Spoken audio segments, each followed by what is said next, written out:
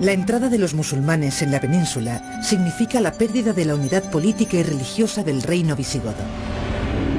El territorio del norte peninsular se fragmenta en diferentes reinos y condados cristianos que se enfrentan entre sí y luchan contra el Islam. En el norte, además de la población autóctona integrada por los descendientes de los antiguos astures, cántabros y vascones, llegan parte de las élites visigodas que huyen de la presencia musulmana. Son la semilla del futuro reino astur-leonés que constituye el primer núcleo de resistencia cristiana al Islam. La actividad repobladora de los reyes astures en el Valle del Duero configurará una tierra fronteriza dividida en diferentes condados. Los condados castellanos, germen de la futura Castilla. Mientras, en los Pirineos se formarán núcleos más o menos autónomos que pronto quedarán comprimidos entre dos grandes poderes, el Imperio Franco, gobernado por la dinastía carolingia, y el Emirato Cordobés. Son el Reino de Pamplona, que dará origen a Navarra, los condados de Aragón y Ribagorza, y los condados catalanes, que con el tiempo quedarán bajo la hegemonía de Barcelona. La formación de los reinos cristianos y la evolución de sus fronteras están profundamente condicionadas al hecho de que se trata de reinos patrimoniales. Durante la Alta Edad Media, la península es un territorio en el que coexisten tres religiones monoteístas: la musulmana, la cristiana y la judía. La creciente fortaleza de los reinos cristianos y la debilidad de las taifas musulmanas provocarán que con el paso del tiempo los reinos cristianos comiencen a forjar una identidad cultural propia, de la que dan fe los primeros textos en lengua romance o las construcciones religiosas y civiles.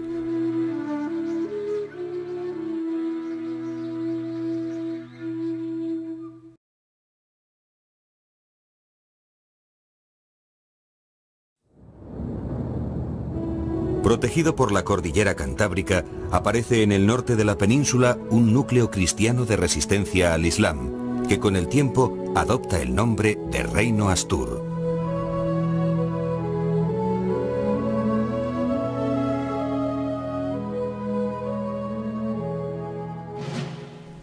El primer episodio conocido de esta resistencia cristiana se produce en Covadonga alrededor de 722.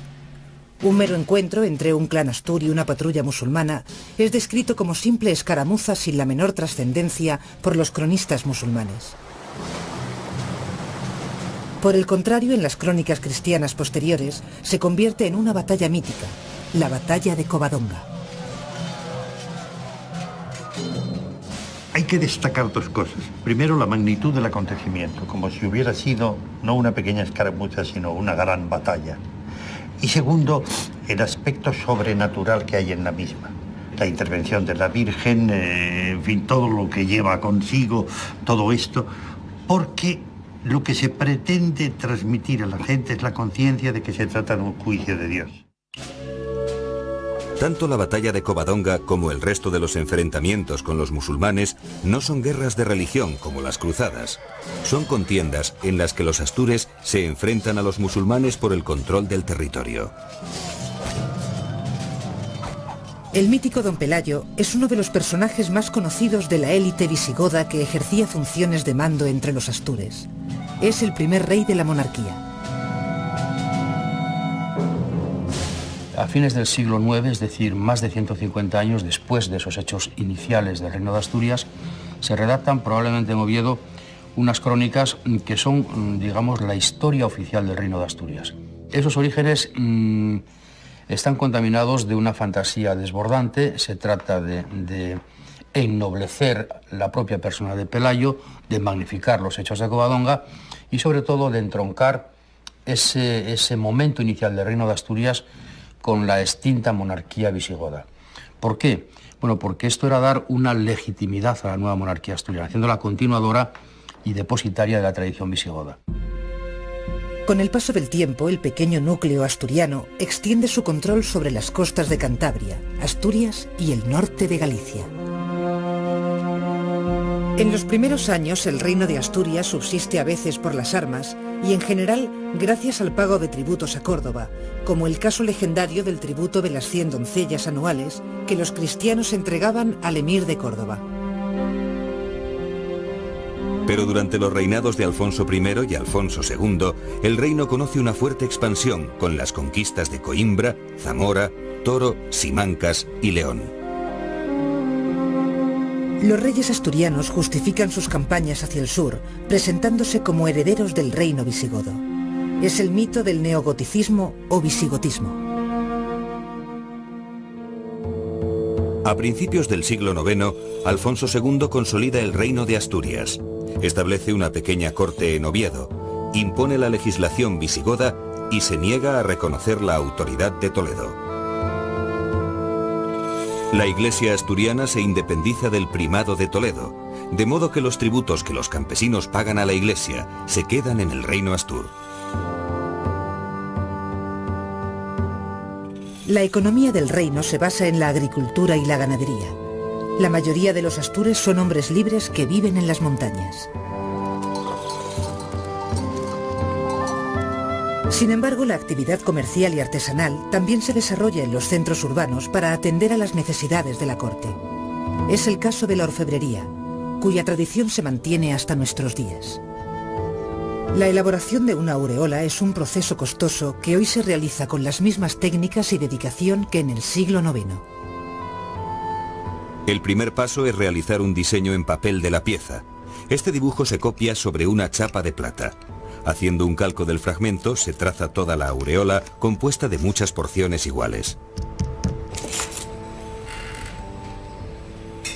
Trabajando la cara interna con una punta roma y un martillo, se sacan los relieves de la pieza. Es el repujado.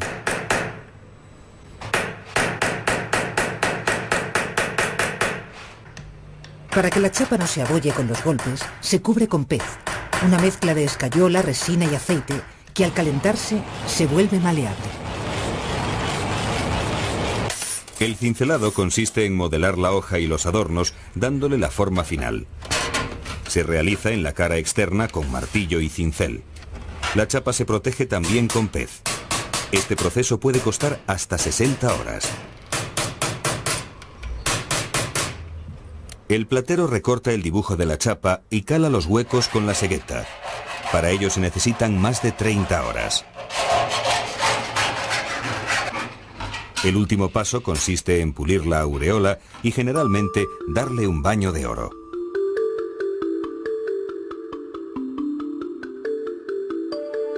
La corte sí se atisba a través de restos materiales que se han conservado hasta hoy un nivel de desarrollo artístico y cultural pues muy estimable, ¿no? Aquí hay una población de clérigos, la propia corte del monarca, los propios monarcas son monarcas letrados, que echan por tierra un poco el tópico de una corte más o menos bárbara, ¿no? Cualquiera que se aproxime hoy, por ejemplo, a Santullano, de la época de Alfonso II, que se aproxima a los monumentos ramirenses, que contemple la Cruz de los Ángeles o la Cruz de la Victoria o la Caja de las Ágatas, se dará cuenta de que estamos en presencia de una sociedad que es capaz de desarrollar la existencia de unas minorías cultas, rectoras de esa sociedad. Fundamentalmente es una cultura, claro, eclesiástica, pero a la que no son ajenos los propios jefes de la sociedad. El reino astur se disgrega por un tiempo en los reinos de Asturias, Galicia y León. Pero con Fruela II, los tres reinos se reunifican y nace el reino astur-leonés. Oviedo queda ahora muy alejado de la frontera y del nuevo escenario político, por lo que la capital se traslada a León, donde alcanza uno de sus momentos de máximo apogeo y expansión. Mientras Europa está en estos momentos prácticamente arrasada, arruinada, por la invasión de los vikingos, por la invasión de los magiares, la invasión de los sarracenos, León está creciendo. No solo no se repliega, está creciendo. En el siglo X llega hasta Sepúlveda, llega hasta los pasos del Guadarrama, asusta a los musulmanes porque ese crecimiento puede ser para ellos ya una amenaza, algo con lo que no contaban, ¿no? Los reyes asturleoneses aprovechan el debilitamiento del Al-Ándalus para fijar las fronteras de su reino. legitimados por el derecho romano, ocupan las tierras sin dueño. La repoblación de estos territorios trae prosperidad y crecimiento al patrimonio del rey, los nobles y la Iglesia. Supone además una garantía de desarrollo para una sociedad esencialmente agraria. Los rebaños disponen de diversidad de pastos, por lo que la trashumancia ganadera entre la montaña y la llanura comienza a ser muy habitual en los siglos X y XI.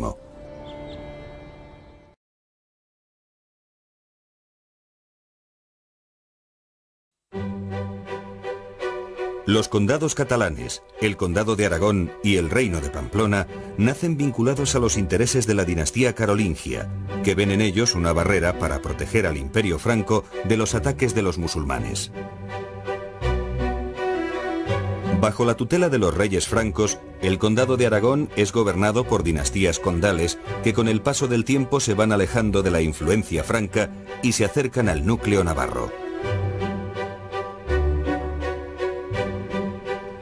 La aristocracia navarra consigue crear muy pronto su propio reino. Tras el gobierno de la familia Arista, se alza como rey de Pamplona Sancho Garcés I, fundador de la dinastía Jimena. En los condados catalanes, la fragmentación coexiste con una tendencia a la unidad, encabezada por los condes de Barcelona. Al sur de los Pirineos, en tierras de la Cataluña actual, los francos establecen una frontera formada por varios condados. Es la llamada Marca Hispánica. Los condes catalanes eran vasallos directos de los reyes francos. Lo que ocurre que el imperio carolingio, después de la muerte de Carlomagno, comenzó un proceso de desintegración. Terminó por dividirse, por fragmentarse.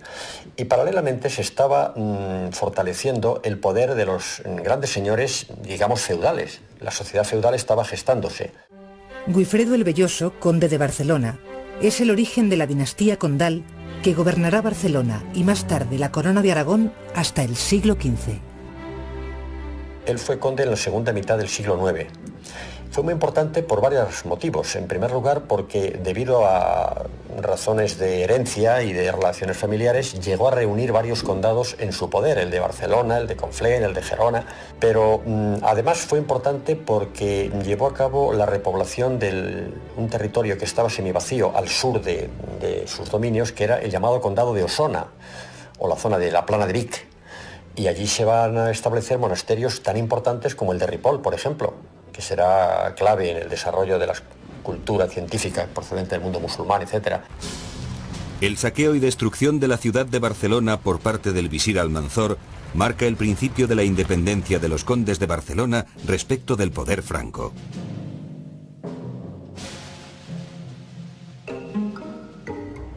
Los aragoneses y los navarros rompen muy pronto su relación con los musulmanes al negarse a pagar impuestos al Emirato de Córdoba. La proximidad entre ambos territorios favorece que el condado aragonés termine por unirse al Reino de Navarra. En el primer tercio del siglo XI, Navarra ejerce una gran influencia en los restantes territorios cristianos. Sancho III, el Mayor, llega a gobernar varios estados cristianos, por lo que se titula Rey de las Españas. Incorpora al Reino de Navarra el Condado de Castilla, Aragón, los condados de Sobrarbe y Ribagorza, y además consigue el vasallaje del Conde de Barcelona. Al morir, sus hijos se reparten la herencia, de modo que el viejo Reino de Navarra y los nuevos reinos de Castilla y Aragón se separan. Nacen tres reinos diferenciados.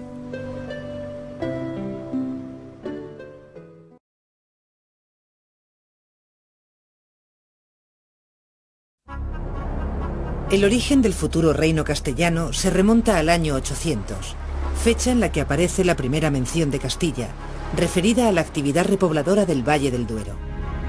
Los condados castellanos nacen dentro del reino astur-leonés y se configuran como una zona fronteriza expuesta a los continuos ataques de los musulmanes.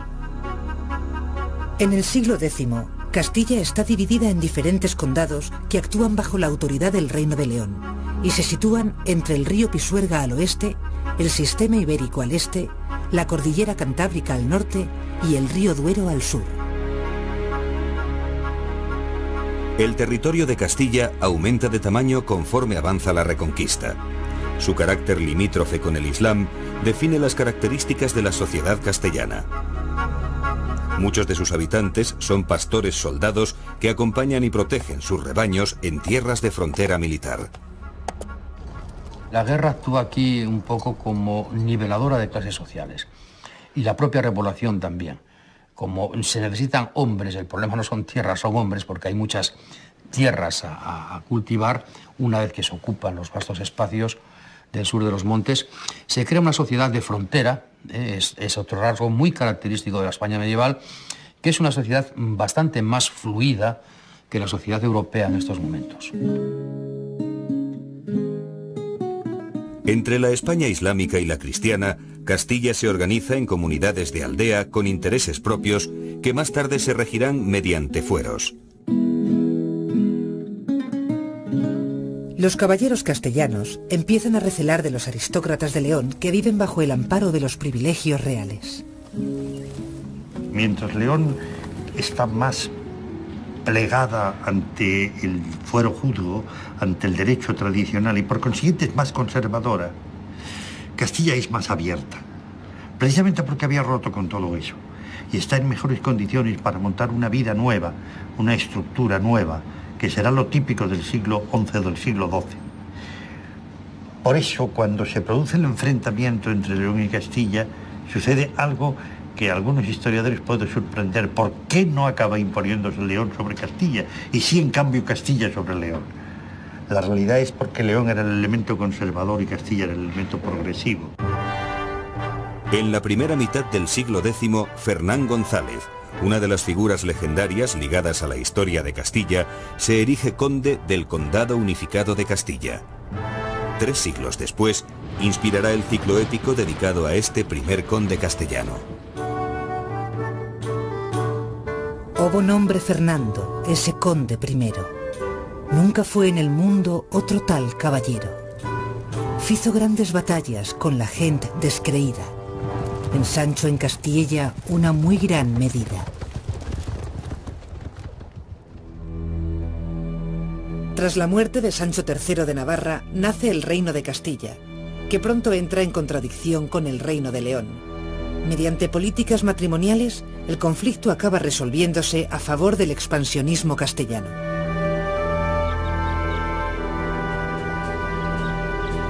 Con la incorporación de León, Castilla pasa a ser la principal potencia cristiana de la península. Durante el siglo XI, Al-Ándalus vive una época de crisis y se divide en reinos de taifas, algunas de las cuales no son lo suficientemente poderosas para resistir los ataques de los reinos cristianos. La mayoría de estas taifas opta por comprar la paz mediante el pago de tributos o parias. El equilibrio existente hasta entonces entre el Islam y los reinos cristianos empieza a invertirse. Ahora, el oro musulmán llena las arcas cristianas.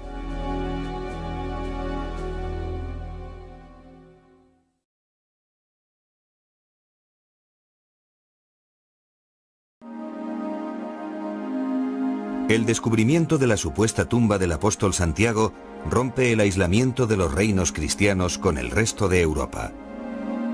Las peregrinaciones desde Francia y desde las demás partes de la cristiandad hacia la tumba marcan el nacimiento del Camino de Santiago, que en la actualidad miles de fieles recorren cada año. La Iglesia, la ciudad de Compostela y los territorios cristianos del norte sacan gran partido de esta vía de conexión con Europa, por la que entran corrientes artísticas y culturales.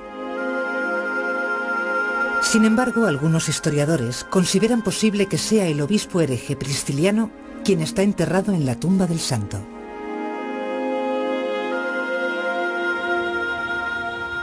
El desarrollo del Camino de Santiago es paralelo al esplendor de la arquitectura asturiana. El arte prerrománico asturiano, que se desarrolla en torno a los siglos VIII y XI, combina elementos bizantinos, romanos, carolingios, mozárabes y sobre todo visigodos, consiguiendo crear un arte nuevo.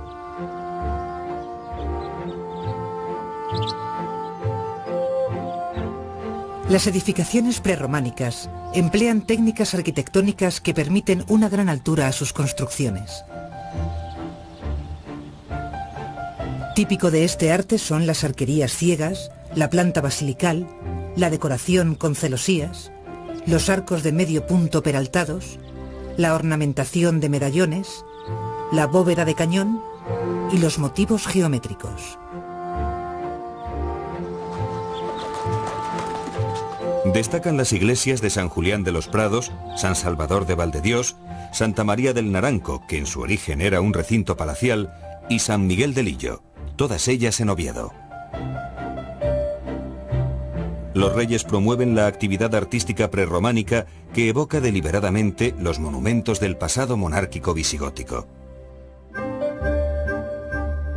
A pesar del aislamiento de la región, debido a su relieve accidentado, este arte precursor del románico es de clara influencia europea.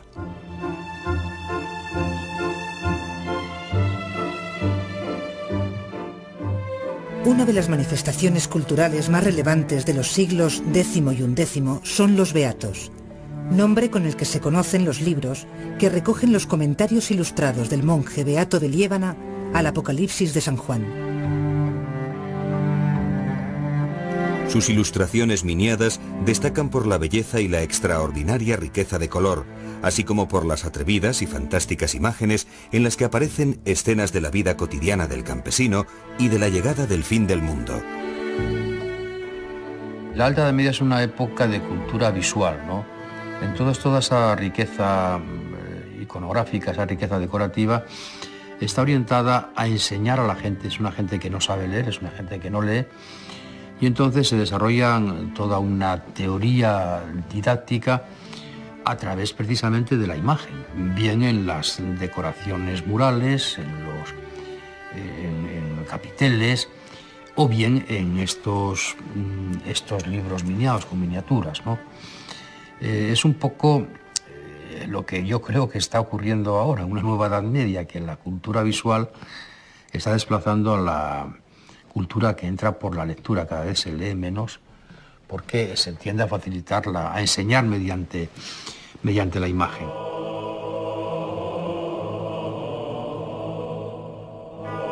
El desarrollo de los Beatos está relacionado con las creencias milenaristas que cuentan, según el capítulo 20 del Apocalipsis, que Cristo encierra a Satanás en el abismo durante 1000 años. Por lo que en el mundo reinará la paz, la bondad y el sosiego. Después de 1000 años, Satanás será liberado para luchar contra los elegidos. Dios vencerá enviando fuego desde el cielo. Será el día del juicio final.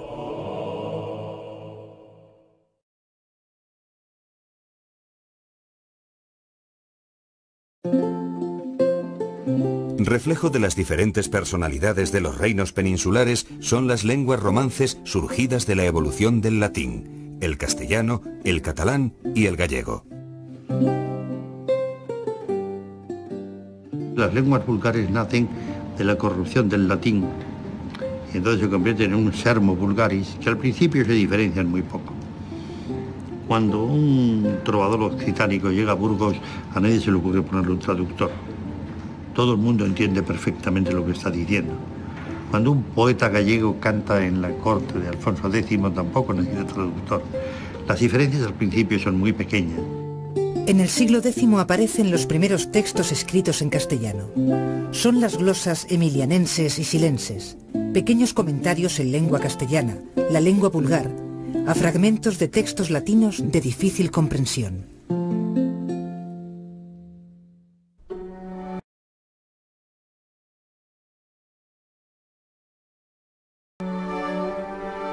La sociedad de la Edad Media es una sociedad rural. Los campesinos, libres o dependientes de los nobles, son mayoría. Las labores agrícolas propias de cada estación marcan el curso de su vida, muy sencilla.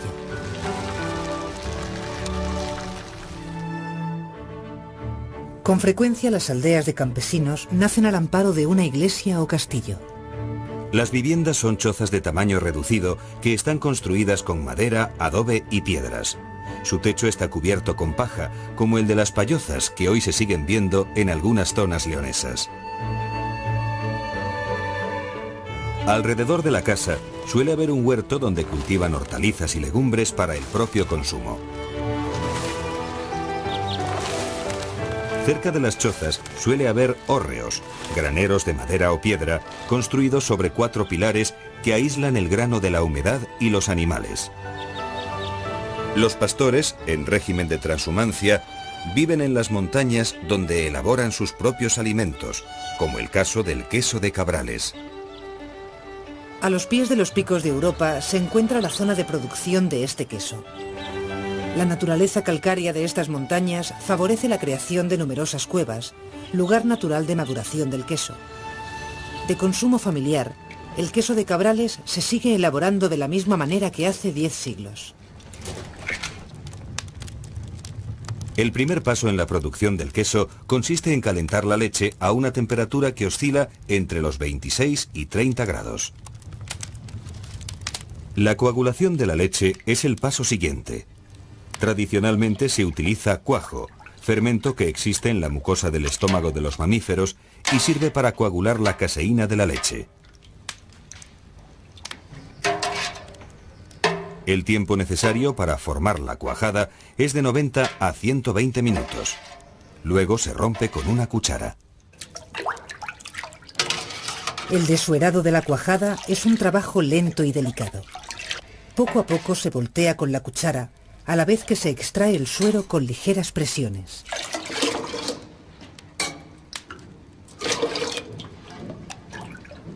La cuajada se amasa y despizca antes de introducirla en los moldes, que carecen de base, y se disponen sobre tablas de madera circulares, conocidas como presugas.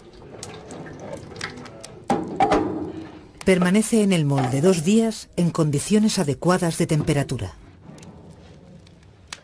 Después de salarlo, el queso pasa a un periodo de secado que oscila entre los 15 y 20 días.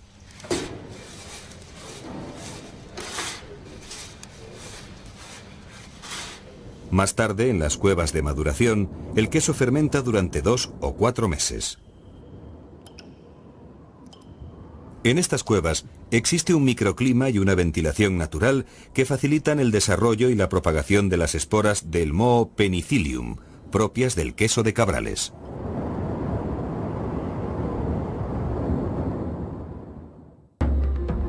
En los territorios fronterizos con el Islam, especialmente en Castilla, la guerra marca la organización de la sociedad medieval, donde nacen ciudades de caballeros y pastores.